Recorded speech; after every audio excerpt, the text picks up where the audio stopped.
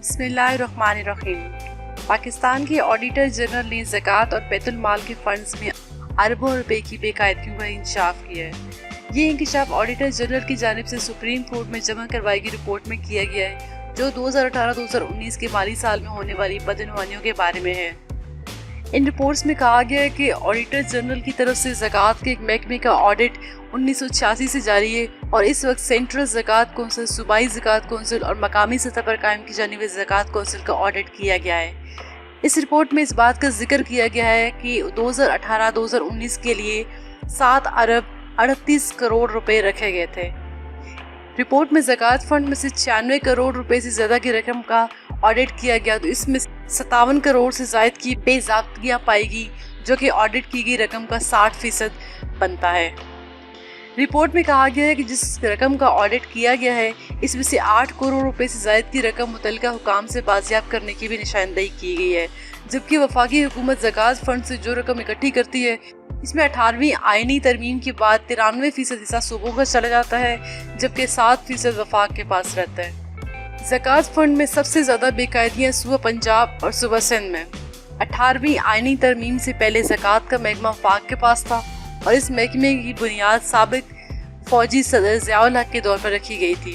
مختلف مسالک سے تعلق رکھنے والے علماء نے اس محکمے کی کارکردگی کو اس وقت بہتر قرار دیا تھا جب تک یہ وفاق کے پاس رہا، اور جب یہ محکمہ صوبوں کو تفویض کیا گیا تو پھر اس کی کارکردگی پر علماء کی طرف سے سوال اٹھائے جا رہے ہیں۔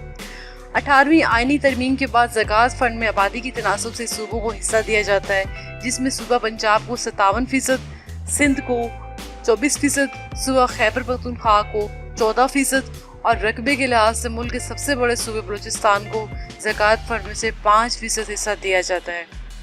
اس 7% میں سے وفاق نے اسلام آباد کے علاوہ گلگت بلتستان کے لیے بھی رکھا ہوتا ہے۔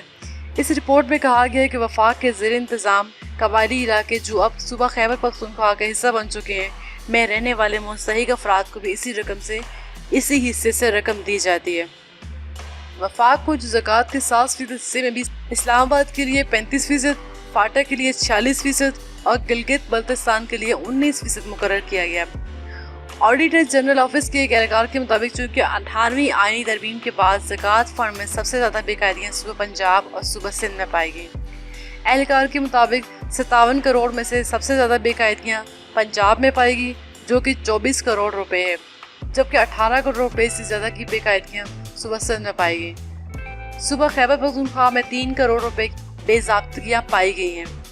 اس کے برعکس صوبہ بلوچستان میں زکوٰۃ فنڈ میں 1 ارب روپے سے زیادہ کی رقم موجود ہے، جو کہ مستحقین میں تقسیم نہیں کی گئی۔ اس رپورٹ میں کہا گیا ہے کہ زکوٰۃ فنڈ کا صوبائی ادارہ اس رقم کو مستحقین میں تقسیم کرنے کا ذمہ دار ہے تاکہ صوبے میں غربت کی سطح کو کم کیا جا سکے، لیکن ایسا نہیں کیا گیا۔ اور یہ بات قابل ذکر ہے کہ بلوچستان پاکستان کا سب سے پسماندہ صوبہ ہے۔ صوبہ خیبر پختونخوا میں بھی صحت کے شعبے میں ادویات کی خریداری کے حوالے سے رولز کی پاسداری نہ کرنے کی نشاندہی کی گئی ہے۔ اس کے علاوہ اس بات کی بھی نشاندہی کی گئی ہے کہ پاکستان بیت المال اور صوبائی حکومت کی طرف سے صحت کارڈ کے اجراء کے بعد زکوٰۃ فنڈ پر اضافی بوجھ ڈالا گیا۔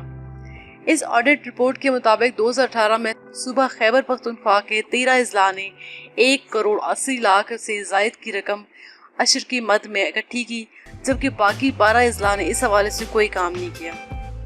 وفاق کے حصے میں زکوٰۃ فنڈز میں سے جو 7% حصہ آتا ہے وہ بھی مکمل طور پر خرچ نہیں ہوتا، اور ابھی بھی اس اکاؤنٹ میں 26 کروڑ روپے کی رقم موجود ہے جو مستحقین تک نہیں پہنچائی گئی۔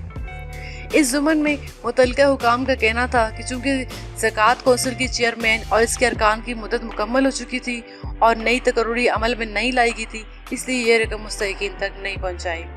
پاکستان بیت المال میں ارب سے زیادہ کی رقم کی بے قاعدگیاں۔ پاکستان بیت المال کے بارے میں آڈٹ رپورٹ میں کہا گیا ہے کہ 2018 سے 2019 کے مالی سال کے دوران اس محکمے کے لیے 5 ارب روپے مختص کیے گئے تھے، جن میں سے 3 ارب روپے سے زائد کی بے قاعدگیوں کی نشاندہی کی گئی ہے۔